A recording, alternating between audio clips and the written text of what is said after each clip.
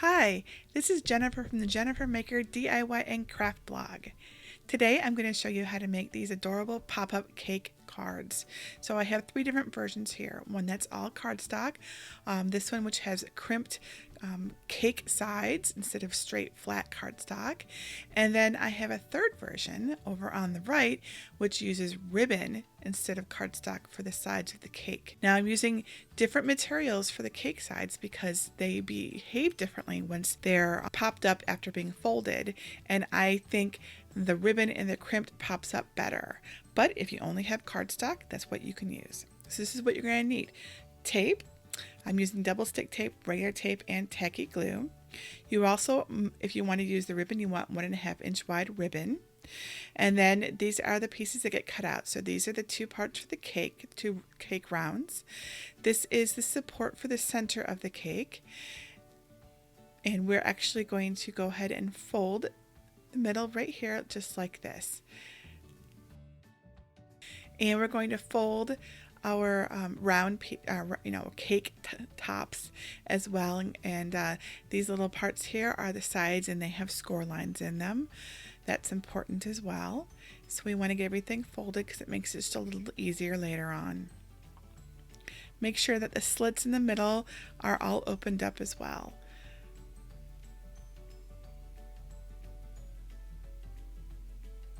And then they also get folded in half, just like I have done here. So they get folded in half, like down, like a sort of a V shape for the cake part. All right, so here we have our cake parts already folded. And we're going to take our cake support and we're going to put it up through the bottom of the largest round piece. And you want to put the side that has got the folded parts in and then unfold them so that now our cake is supported. And then you go ahead and slip the top, the smaller round section, right onto the tab that sticks up from the cake support tab.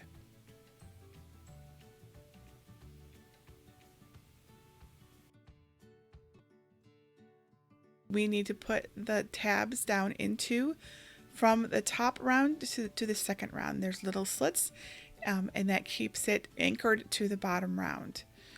And now we're going to glue it. I do not recommend that you use double stick tape here. I tried that. It did not work. The best thing I found was to use tacky glue on the underside, as I'm going to show you here. And so you just put the glue on those tabs and you fold them in, and give them a chance to dry before you continue, depending on how much time your glue needs.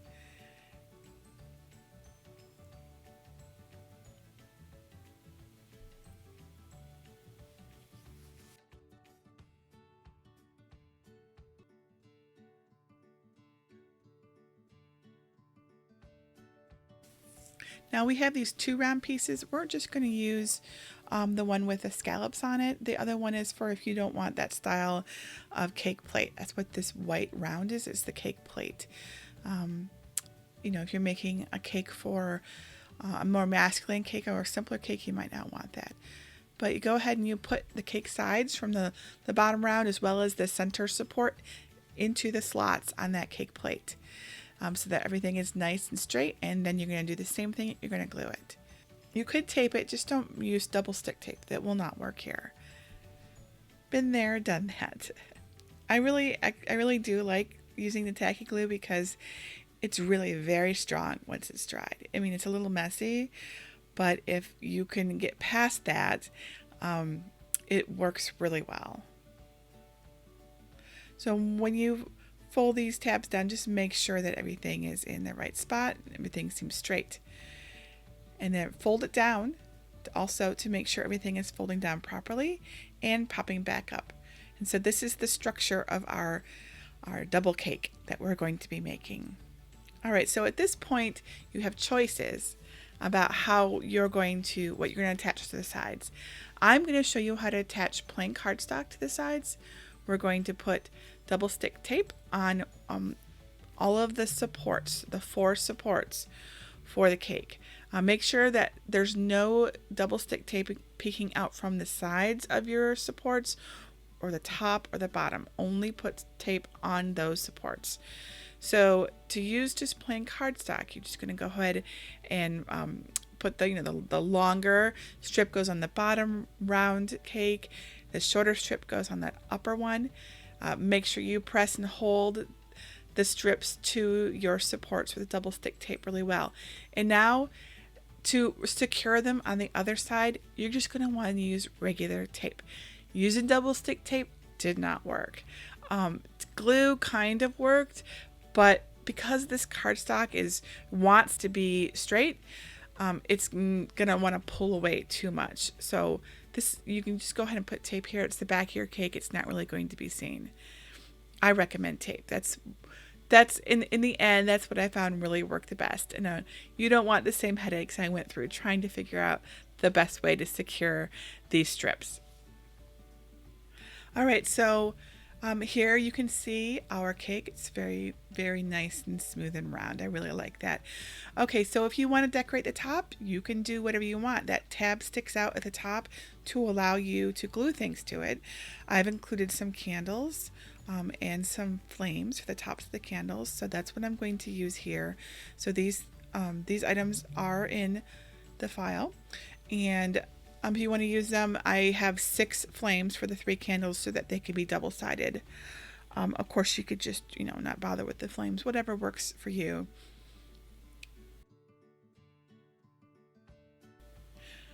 All right, so once you've got your candles glued, you can put them on top of your cake. They glue right to the tab that sticks out the top round layer of your cake. Just make sure it's pulled all the way through. Sometimes it wants to slip down a bit. It won't slip down once you've got something taped to this. And yeah, so just glue things to that tab. You don't have to use candles. As you saw with my hedgehog cake, I used a hedgehog. It could be a sign that says happy birthday. It could be whatever you want. If it turns out you don't want anything on top of your cake, you could totally just glue that tab down flat to the top round cake, which is a good idea so it doesn't slip around and stuff when it closes and opens. So there we have the candles on top of our cake. You could stop here, or you could decorate it. I included some daisies because I thought that they were cute, and I was in the mood for a daisy cake when I made this. So it's really simple. You would just glue the daisies to the sides. There's some yellow ones and some white ones, whatever you want to do. Obviously you can decorate your cake in any way you want to. Just keep, and you may, if you're going to do elaborate decorations, you may even want to do it before you wrap your strips or whatever you decide to use for your cake sides around it. It's really up to you. These little flowers were no big deal, so I just did it afterwards so that I could put them exactly where I wanted them to go. So there we go. We have a cute little daisy cake. I think that's really cool. So, and this yellow piece here is the outer card that we put our cake plate on, and you just want to match up the creases, the crease in the card, as well as the crease in the cake plate. Now you could glue it down, or you could use spray mount or whatever works. Spray mount will have a more even application, and there won't be any weird glue marks on the other side, like how it kind of gets bumpy and stuff. Whatever works for you. So let me show you a little thing about this paper cake. So you fold it, it folds flat just like this. But because we're using cardstock sides, those sides are not going to want to open and be perfectly smooth pretty much ever again. So once you folded your cake, it's going to have this sort of egg shape, right? And so if you're okay with that, awesome. Go for it, use cardstock. If you're not, we have options. And just to help you when you go to attach the cake plate to the card, you're going to want the card to be flat when you glue your plate down. That's going to help it stay flat, or at least flatter when it's opened. So because this is someone's going to want to put this on display, and so if it can stay flatter, that's better. So there we go. This is the all cardstock flat side pop-up cake. But if you don't like the way that it wants to fold on the sides and not be perfectly round, I have an option for you. So here we have another version. It looks very similar, but as you'll watch, when I open it, it goes round again. And that's because I am using ribbon instead of cardstock on the sides. Ribbon doesn't want to crease the same way that paper does, so it works really well in this application. This is 1.5 inch wide ribbon. You can find it very easily at fabric and craft stores. And now here's another option. So I crimped the paper, I did this by hand, on my hedgehog card. And it also opens up easier and disguises the fact that the cardstock wants to crease. And that, I think that makes for, a cuter looking card because of that. But whatever works for you is fine. You can also choose to make the all cardstock version of the cake that doesn't fold, right? So it's all paper, but it doesn't fold, and then you don't have to worry about creases, right?